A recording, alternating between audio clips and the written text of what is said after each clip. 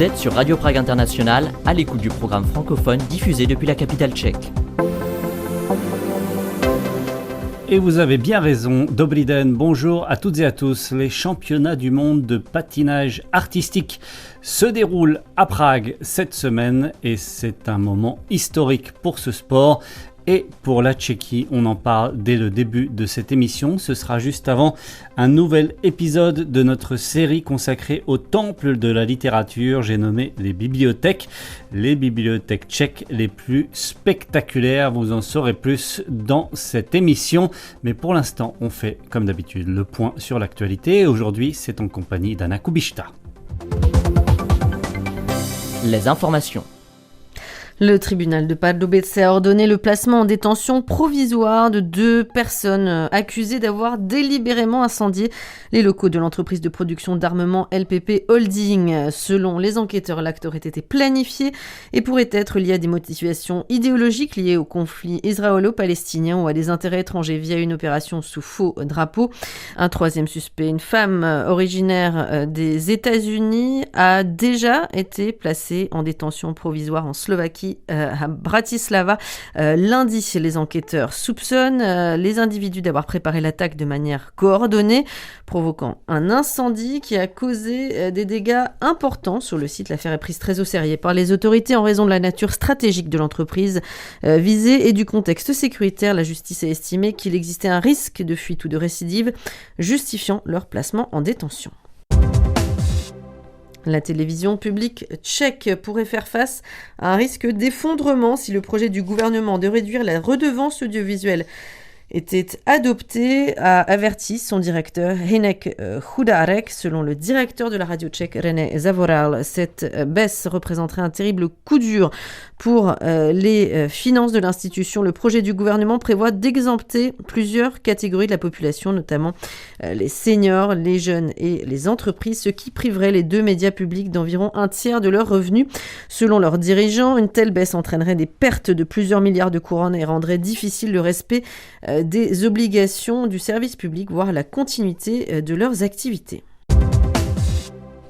Et puis restrictions budgétaires toujours, avec celles mises en place par le ministère des Affaires étrangères. 3 centres tchèques vont fermer cet été, ceux de Stockholm, Milan et Tbilissi. Une information du site Seznam Zprávy qui a été confirmée par leur porte-parole Jan Dlouhý, qui évoque également un recentrage lié aux priorités actuelles de la politique étrangère tchèque. Ce n'est certes pas la première restructuration du réseau qui a récemment fermé ses antennes de Rotterdam et d'Athènes, mais qui a ouvert de nouveaux centres à Hanoï, Taipei et Belgrade. Selon le média Seznam Zprávy, la réduction budgétaire décidée cette année est la plus importante depuis de nombreuses années. La directrice générale des centres tchèques, Jitka Pánek-Jurková, a indiqué que des discussions étaient en cours avec le ministère sur l'ampleur du réseau et ses missions stratégiques, avec une décision attendue début avril.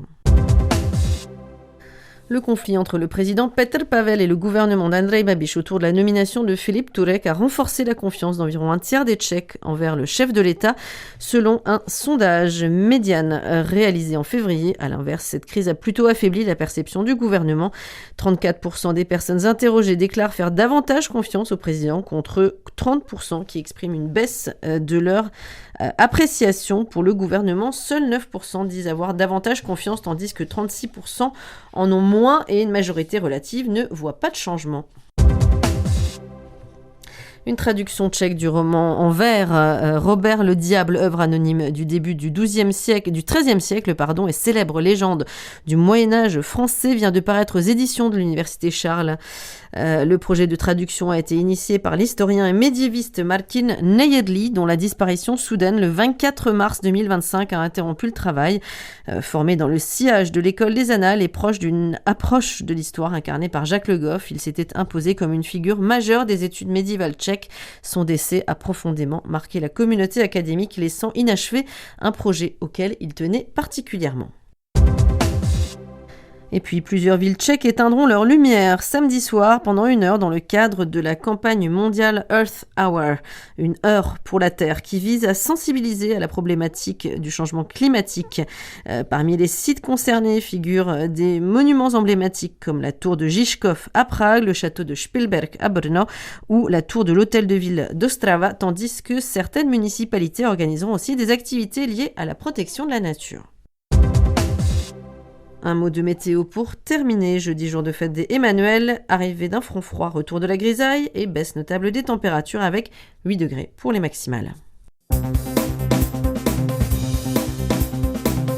Radio Prague International, le programme francophone.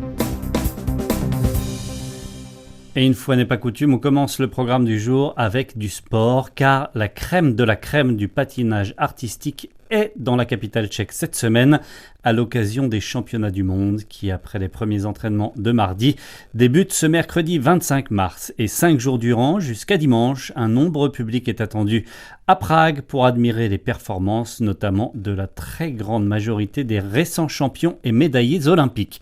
Plus d'infos, plus de détails, c'est avec Guillaume Narguet. 2 ans après le mondial de hockey sur glace, un mondial de hockey sur glace qui avait abouti au sacre quelque peu inattendu de la République tchèque, un peu plus d'1 mois aussi après la clôture des Jeux olympiques d'hiver de Milan-Cortina.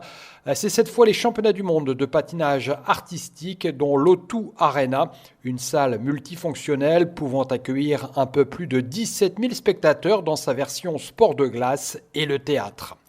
Prague, qui n'avait plus accueilli l'élite internationale du patinage artistique depuis 33 ans, a mis les petits plats dans les grands pour ce dernier grand rendez-vous de la saison pour ce qui est des sports d'hiver. Pour l'occasion, la station de métro Českomoravská, qui se trouve juste en face de l'entrée principale dans l'enceinte de l'O2 Arena, a ainsi fait peau neuve. Comme l'explique Jan Potůček, directeur du département des travaux d'infrastructure de transport de la société Ortiev, au bout de 14 mois de vastes travaux de modernisation et de rénovation, la station par laquelle transite l'essentiel du public se rendant à l'O2 Arena a tout récemment été réouverte. La ville de Prague tenait absolument à ce que cette station Českomoravská soit remise en service et que les transports en commun fonctionnent au mieux, précisément dans l'optique du coup d'envoi de ces mondiaux. On écoute Jan Potůček. On peut dire que nous avons pratiquement tout démonté dans la station puisque nous avons procédé à la rénovation des structures porteuses et à la réparation de toutes les infiltrations d'eau. Les anciens escaliers mécaniques ont été remplacés par des modèles spéciaux capables de supporter des charges dynamiques très élevées en raison des passages des visiteurs de l'O2 Arena. De même, l'ensemble de l'installation électrique et du système de ventilation a été remis à neuf. Côté sportif, plus de 200 patineurs issus d'une 50aine de pays sont attendus à Prague dans les 4 disciplines inscrites au programme: individuel femmes, individuel hommes, couple et danse sur glace. Et à commencer par les nouveaux champions olympiques de danse, le français Guillaume Cizeron et la franco-canadienne Laurence Fournier-Baudry. La majorité de ceux qui ont récemment brillé aux Jeux olympiques ont également répondu présents au rendez-vous pragois. À l'exception notable quand même de 2 des champions olympiques, le Kazakh Mikhail Shaidorov et l'américaine Alyssa Liu, le phénomène américain Ilya Malinin, spécialiste des quadruples sauts, qui cherchera à décrocher un 3e titre de champion du monde d'affilée à Prague. Sa compatriote Amber Glenn, les japonaises Kaori Sakamoto et Ami Nakai, le couple géorgien Anastasia Metelkina, Luka Berulava et bien d'autres étoiles encore, médaillés olympiques ou mondiaux de ces dernières saisons, seront bien là eux aussi. Enfin, côté tchèque, la principale attraction sur la glace sera Georgi Rechtenko. Rechtenko étonnant, médaillé de bronze en individuel chez les hommes au championnat d'Europe en début d'année.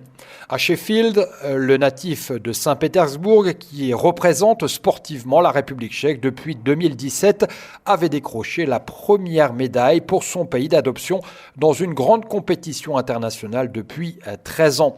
Et 2 mois et quelques plus tard, sans forcément pouvoir prétendre à un podium, Rechtenko estime ne rien avoir perdu de sa forme. Je n'arrive toujours pas à croire que ces mondiaux se déroulent à Prague. Je ne me mets aucune pression quant au classement. Je veux réaliser 2 beaux programmes, faire un sans faute et profiter de la fin de la saison. La glace et la salle sont magnifiques, c'est vraiment impressionnant et je pense que l'ambiance sera formidable elle aussi, car cela fait longtemps que le public tchèque attend un tel événement. Ma préparation s'est passée comme je le souhaitais. Et j'ai bien travaillé ces dernières semaines. Je suis très impatient de me lancer pour le programme court. Toute ma famille et mes amis seront là. Je pense que tout cela peut m'aider, même si je suis aussi forcément un peu nerveux.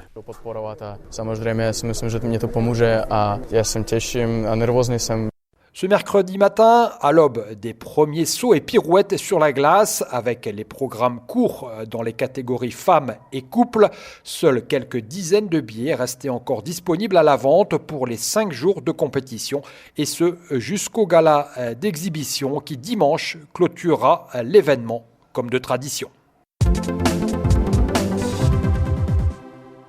Vous le savez, chères auditrices, chers auditeurs, depuis peu de temps, nous vous proposons une nouvelle série consacrée aux plus belles bibliothèques de la Tchéquie. Direction aujourd'hui la petite commune de Březnice, située à moins de 100 km au sud de Prague, non loin de la ville de Příbram et de la réserve naturelle de Brdy.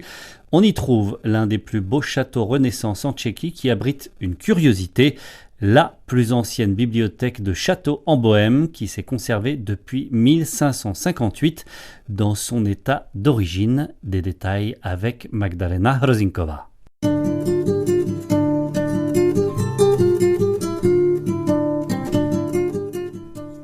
Le château de Březnice est un lieu chargé d'histoire. Comme l'explique son intendant Robert Barták, ses origines remontent au milieu du XIIIe siècle. Nejstarší historie spadá do poloviny 13. století, kdy zde při obchodní stezce zvané Zlatá stezka, která spojovala Pasov s Prahou. À l'époque, une route commerciale appelée la route de l'or passait par là. Elle reliait Passau à Prague et aux pays nordiques ainsi qu'à la Prusse. Sur cette route, un bourg et une forteresse appartenant à la famille tchèque des Bouzets ont vu le jour à la fin du XIVe siècle. C'est une autre famille tchèque importante, les Zmrzlík de Svojšín, qui ont pris possession des lieux. Petr Zmrzlík de Svojšín était sous le règne de Venceslas IV, le maître de la monnaie du royaume de Bohême. Petr Zmrzlík était aussi ami avec Jan Hus. Le prêtre réformateur lui a d'ailleurs adressé une lettre d'adieu la veille de sa mort sur le bûcher à Constance. Puis la forteresse de Březnice a été incendiée à plusieurs reprises pendant les guerres hussites. Březnice byla několikrát vypálena za husitských válek. Dans la seconde moitié du XVIe siècle, la forteresse gothique a été remaniée en un château Renaissance par Jiří Lokšan de Lokšany, vice-chancelier du roi de Bohême et de l'empereur romain Ferdinand Ier. De cette époque date la précieuse bibliothèque du château, dite Lokšanská, donc de Lokšany.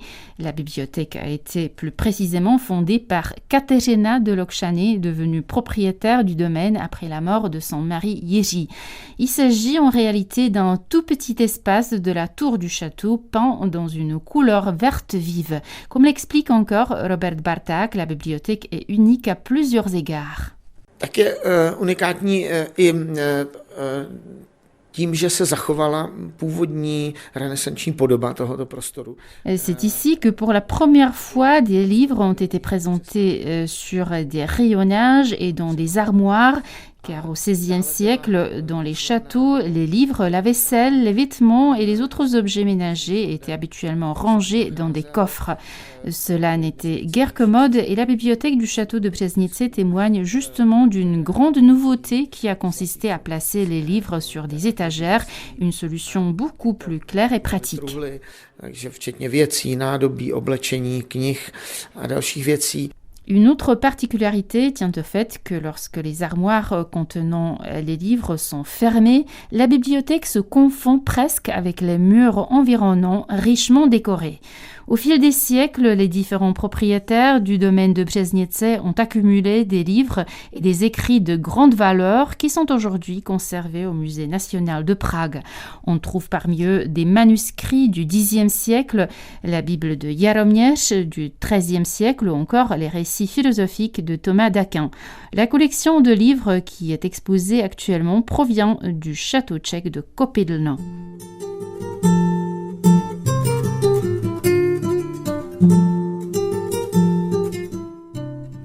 Confisqué en juin 1945 sur la base des décrets Beneš au dernier propriétaire des lieux, la famille noble tchéco-hongroise des Palffy d'Erdőd, le château est géré par l'État tchèque depuis les années 60. Les visiteurs peuvent y découvrir, à part les locaux historiques, les armureries ou le vaste parc anglais, une nouvelle exposition audiovisuelle qui présente la Renaissance de manière non conventionnelle. Elle est notamment consacrée à la grande et belle histoire d'amour entre la bourgeoise Philippine Welser, nièce de Caterina de Lokšané, et l'archiduc Ferdinand II de Habsbourg, fils cadet du roi de Bohême et empereur romain Ferdinand Ier. C'est au château de Březnice où le couple a trouvé refuge et où il s'est marié en 1557, l'année où la bibliothèque locale a vu le jour. Leur union a dû rester secrète pendant presque 20 ans, jusqu'à sa reconnaissance par le pape en 1576, après que le couple a surmonté toutes les hostilités dictées par les conventions. Et vous en saurez plus, vous pourrez même voir une vidéo de cette ravissante bibliothèque de Březnice sur notre site radio.cz, français.radio.cz, en compagnie toujours de Magdalena Hrozinková. C'est la suite de notre programme francophone sur Radio Prague International. Jusqu'au 11 avril, la Vanities Gallery à Paris propose une exposition intitulée Figures instables, miroirs du mythe, qui présente les toiles de l'artiste tchèque Tomáš Jetela. On y retrouve à la fois des inspirations de la Renaissance, mais aussi de Francis Bacon, Salvador Dali ou Egon Schiele. Pour évoquer son travail artistique souvent critique du marché de l'art, Anna Kubishta a parlé avec Thierry Tessier, l'un des curateurs de cette galerie parisienne. Bonjour, je m'appelle Thierry Tessier et je suis curateur de la galerie Vanities Gallery avec Victoria Zong. Nous sommes une galerie franco-chinoise et il faut savoir que nos clients sont en grande partie chinois, japonais et coréens. Et depuis maintenant 10 ans, nous avons constaté clairement que les connaisseurs en art en Chine et en Asie en général sont portés vers de l'art fort, c'est-à-dire que on pourrait dire la technique est primordiale, la technique doit être superbe, mais en plus il faut qu'il y ait quelque chose de dur, fort, puissant, intense. Alors on pourrait expliquer ceci parce que l'Asie a connu dans les années avant 80 une société difficile où la richesse n'était pas grande. Et donc, l'émergence de la richesse en Chine est récente. Donc, les gens aisés actuellement se souviennent encore de leur enfance et la difficulté de vivre. C'est pourquoi ils apprécient un art fort et dur, ce qui est l'opposé des États-Unis, où maintenant les personnes sont riches depuis au moins 3 ou 4 générations, entendons-nous.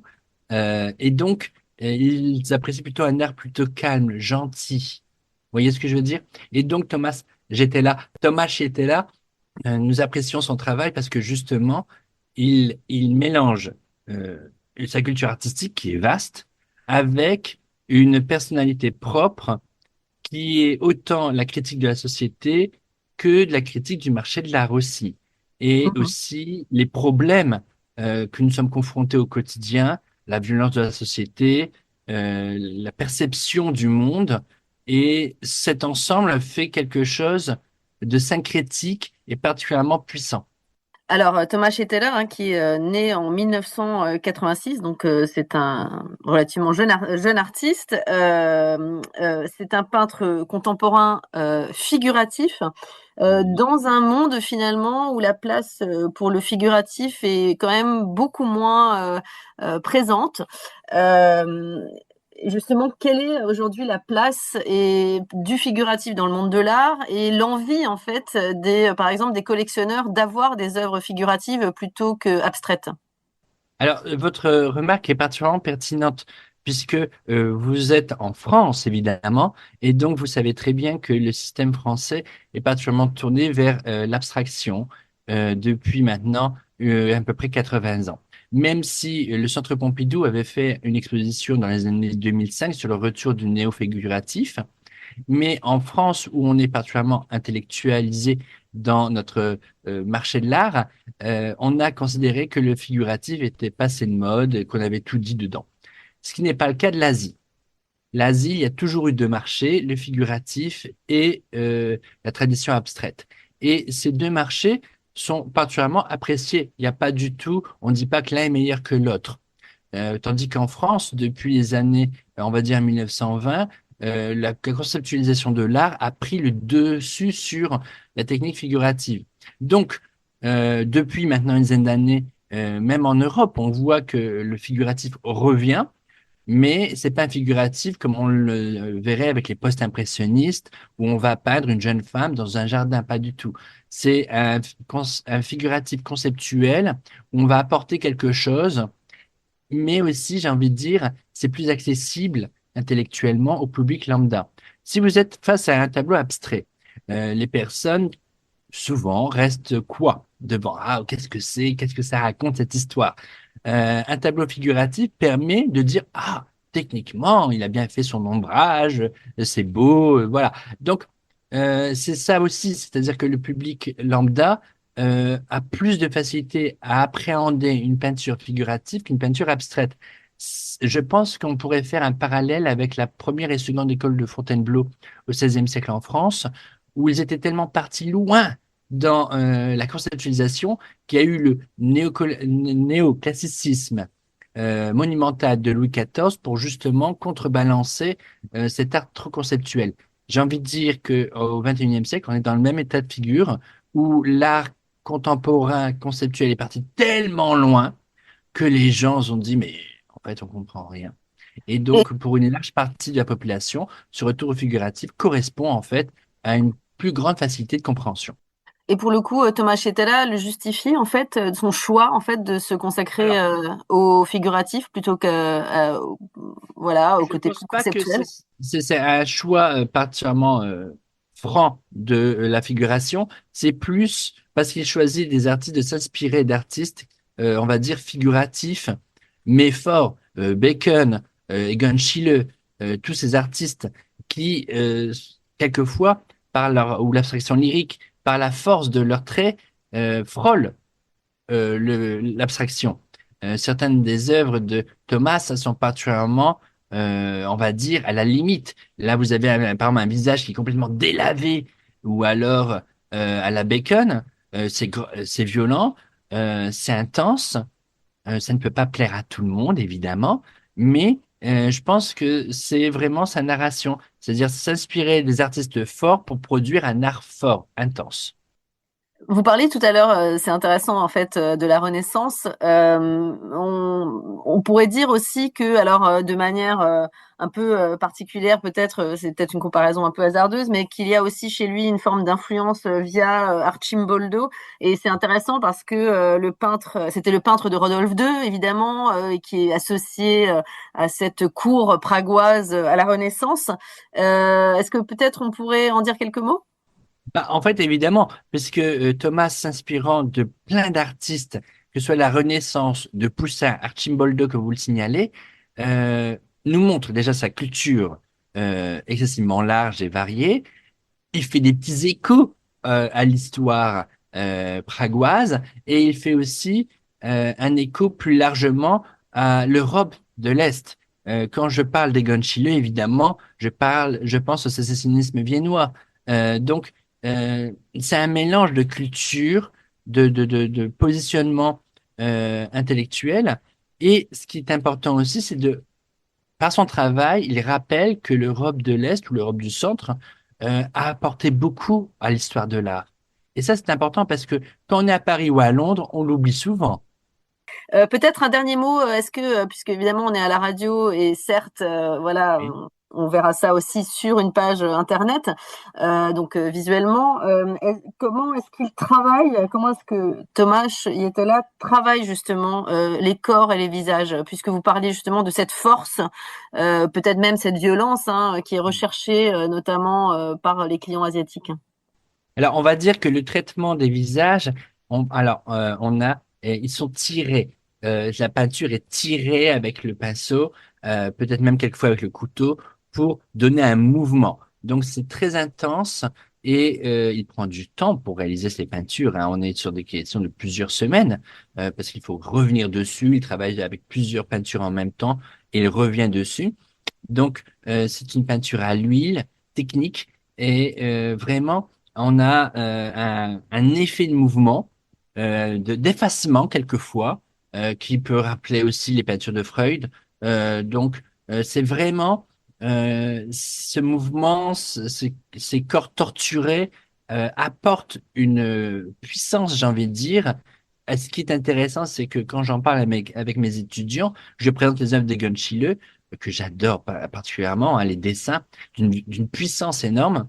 Tous les étudiants attestent que ce sont des œuvres d'art. Mais beaucoup disent, oh, je n'aurais pas ça chez moi, c'est trop violent, c'est trop intense. Et là, c'est intéressant puisque Thomas ne peut pas plaire à tout le monde. Ce n'est pas le but, hein. Il fait des petites critiques, par exemple, sur Rancinon, sur le marché de l'art, qui est complètement dénaturé sur le côté mercantile.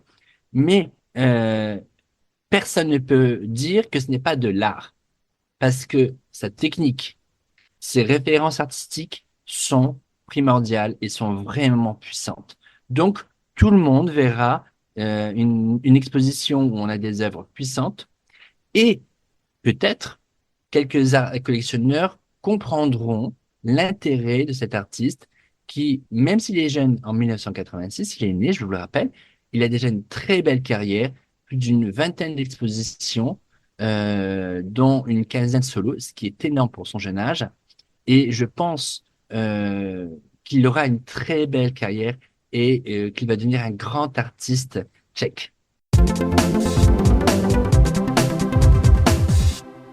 Et voilà pour ce petit détour par la capitale française pour parler de l'artiste tchèque Tomáš Ietela. C'est déjà la fin de notre émission sur Radio Prague International, une émission que vous pouvez réécouter comme toutes les archives de notre radio sur notre site français.radio.cz. C'est là que vous trouvez également les coordonnées pour nous joindre si vous voulez participer à notre nouvelle série sur les auditeurs de Radio Prague International, nous décrire votre relation avec la radio, si vous nous écoutez ou vous nous lisez, et de quel endroit du monde, quel est votre lien avec la Tchéquie également, et si vous voulez choisir une de nos archives sonores des 20 dernières années au moins, eh bien joignez-nous, vous retrouvez les coordonnées sur notre site et pouvez également écrire un mail radioprague90 pour le 90e anniversaire, radioprague90@gmail.com. Voilà, c'est tout pour aujourd'hui, on se retrouve demain, même heure, même fréquence. Ahoj, naslyšenou.